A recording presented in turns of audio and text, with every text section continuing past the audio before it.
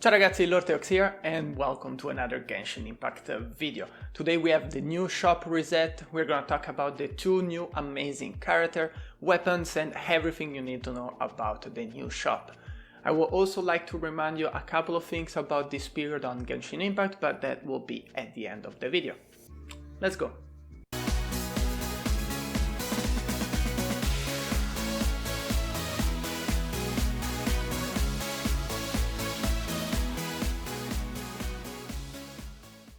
So guys, the two new characters are Xingqiu and Ningguang. To be honest, they are just like both amazing characters, they're super good and I will talk about both in details, but let's just start with the basics.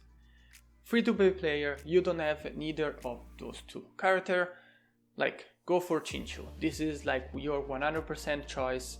I don't have any doubt. I will explain to you again in a couple of seconds when we go into detail about Xingqiu, but this is your best option, and especially from a free-to-play point of view, even if you're gonna get character a little bit later than the other, I'm 100% sure that you already have at least one DPS. DPS Ningguang can be a very good character, but at the same time it's very hard to build.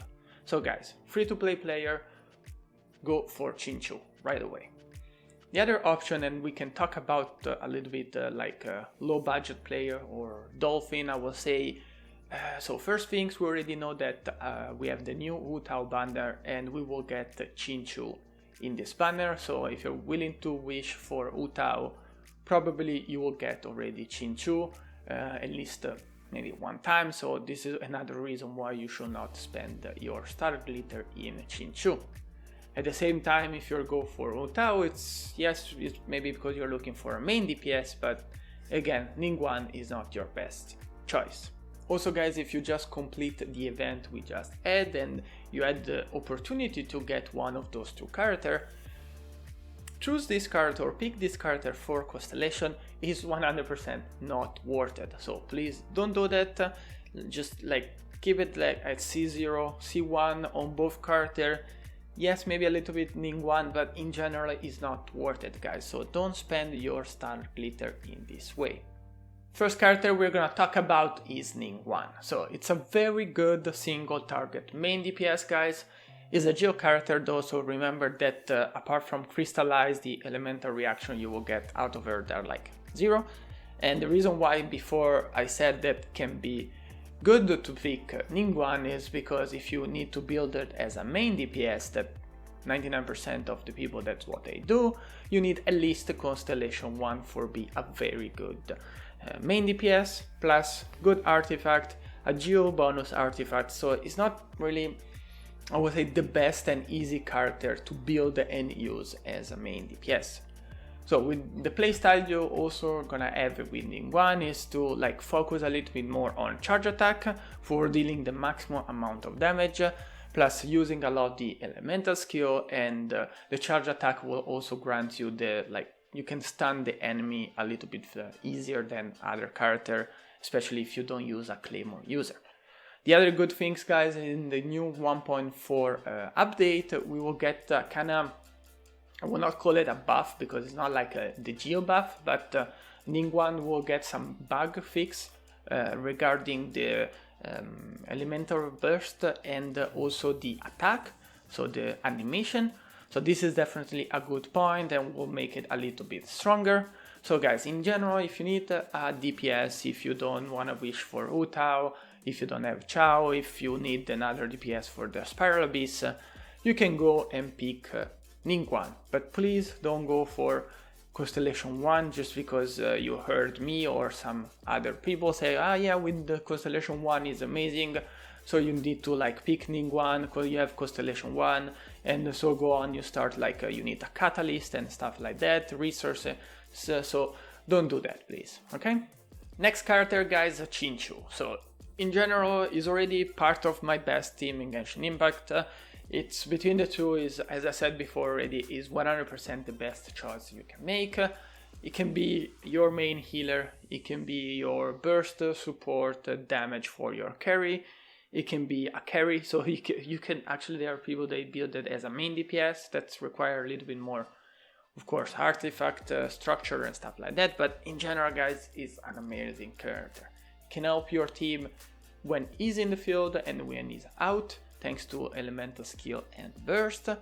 And we have this passive talent who can grant you this refounding every time you craft the talents book. So in general, guys, I will not talk too much about Xingqiu. I'm sure that most of you already know about him, and it's amazing. It's also better for elemental reaction, so vaporize. You can be part of a permafreeze team since it can apply hydro very easily. So guys, between the two, if you don't have Xingqiu and don't pick Ningguang, go for Xingqiu. But as before, don't go for C1 Xingqiu because it doesn't make any sense. So if you already have Xingqiu, if you already have Ningguang, again guys, I will repeat it again. Don't go for C1, don't go for C6. The constellation, in this case, they're not that important for change your account, playstyle and everything, especially constellation 6. So just save the star glitter for the next time. And when I said, guys, the next time, maybe we could talk about weapons before and after you can choose. So the reason why I'm saying that is because the Blackcliff series in general is really one of my favorite. I already mentioned this in my previous video for the last month, and this is really an amazing series of weapons. So for the one that are wondering, guys, Blackcliff series and Royal series, they will just be alternate, so every other month you will get one and the other. So if you're looking for the Royal series, guys, you need to wait for at least one more month. But again, I would like to focus on 2 to 3 weapons at the moment, explain you why the Blackcliff series is one of the best you can have, especially from a free-to-play point of view, or maybe for some player they just don't want to spend too much money. So for Dolphin, this is definitely an amazing series. So guys, the first 2 weapons I would really like to focus are the bow and the sword. Regarding the bow, in my opinion, this weapon is the best one for Ganyu and Fischl. The reason why I'm saying that is because with Ganyu and Fischl, yes, you can take advantage of other passive talent, such the elemental burst, such the weak spot of the enemy, but we know, especially with Ganyu, when you try to charge 2 times the bow and try to aim for the weak spot, it's not the easiest things you can do. You will not use it 99% of the time. You really need to change your playstyle. So having a passive talent, the same passive talent that this Blackcliff series has, will definitely brings you more in, especially if you use it both Ganyu and Fischl as a main DPS. So thanks to that, you will focus more your artifact on critical rate, and you will add this passive talent, and you will get a character such as Fischl or Ganyu with super good stats who can definitely help your team as a main DPS or also as a burst support. The other weapon, guys, is the sword. So it's a very good sword in general. If you summon for Kachin recently, can be one of the best sword for her. Also the battle pass sword can be good, but this is definitely one of the best. You will get, as the other weapon, a huge amount of critical damage. You will focus your Kachin on critical rate, and you will get a character with awesome stats. Traveler main DPS, if you have the Traveler, can be also one of the best weapon. And if you have Keia, we also know that with the new domain and patch, we got the new Blizzard set. So thanks to the Blizzard set, you will get a huge amount of passive critical rate. You put this weapon on Keia, critical damage, and again will be a massive boost for your main DPS. Just remember, guys, due to the passive talent of the weapon, you need to make sure to put it on a main DPS, and you need to make sure to stay on the field for get the full advantage. Because if you switch the character, this talent will not get to the other character, so you will not get the attack boost, and it's doesn't make any sense. Talking about the spear, guys, there are good things and bad things. So for the good side, I will say, if you have a Ciao and you need a main DPS spear user, this is definitely one of the best weapons. In the best weapon for Ciao, you can also use it on Qianglin, you can also use it on Zhongli. So you have, again, critical damage, you build up a little bit of critical rate, you can put on your main DPS, and it's good to go. The bad side, and I would like you to remind you guys that this weapon is not one of the best for Hu Tao. What I mean is it's good, but Hu Tao is a character that already scales with critical damage. So having more critical damage on top of it, yes, is always good, but if you will end up with bad artifact, or you will end up with a critical rate chance very close to 0, it doesn't make any sense to have even 200 of critical damage and no critical rate. So be aware, guys, that again, Hu Tao was killed with critical damage, so thinking about this weapon as the best one for Hu Tao is not necessarily the best choice. Talking about Claymore and Catalyst, guys, so about the Claymore, I'm not such a huge fan of this series, even if, again, it's super good, but for Claymore user, especially for your main DPS, such as Diluc maybe, or Razor, I prefer other options. You have the Serpent Spine, you have the Prototype, of course you have Wolf of Grayson, but in general it's not one of the best that you can put on your best DPS Claymore user. Regarding Catalyst, guys, I'm not such a huge fan of Catalyst like a character in general. I don't use it as a main DPS, but if you have Ningguang, if you have a Klee, this is like building this with a high critical damage, it's definitely one of the best choices you can make.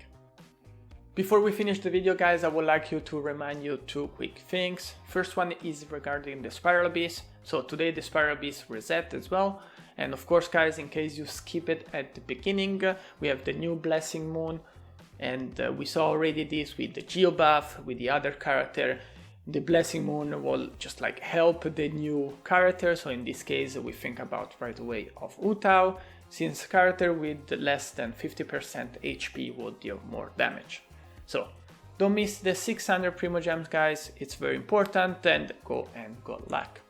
Second thing, so very quickly, guys, is the new Leyline event. So I know it's not such a huge event, but it's super good, it's great, especially if you're farming for book and Mora, for all the character in general on your account, or for the Hu Tao who is coming very soon. Make sure to do this. So save 60 raisins every day, at least this, because the condensed raisin doesn't work, and for the first 3 times you do the ley line, you will get the double of the rewards. So this is very cool, will definitely help your farming, so make sure to don't miss this. Thank you so much for watching, guys. That's it for today, and if you find this video helpful, don't forget to like and subscribe.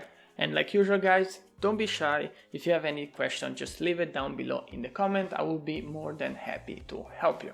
I'll see you next time. Ciao, ciao.